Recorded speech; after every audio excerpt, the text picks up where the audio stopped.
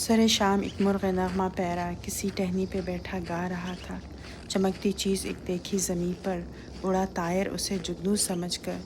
کہا جگنو نے او مرغ نواریز، نہ کر بے کس پہ منقار ہوس تیز۔ تجھے جس نے چہک گل کو مہک دی، اسی اللہ نے مجھ کو چمک دی۔ لباس نور میں مستور ہوں میں، پتنگوں کے جہاں کا دور ہوں میں۔ چہک تیری بہشت گوش اگر ہے، چمک میری بھی فردوس نظر ہے۔ پروں کو میرے قدرت نے ضیا دی، تجھے اس نے صدائے دل ربا دی۔ تیری منقار کو گانا سکھایا، مجھے گلزار کے مشعل بنایا۔ چمک بخشی مجھے آواز تجھ کو، دیا ہے سوز مجھ کو ساز تجھ کو۔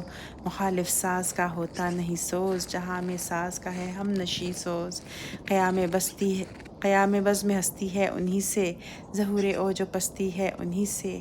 ہم آہنگی سے ہے محفل جہاں کی، اسی سے ہے بہار اس بوستان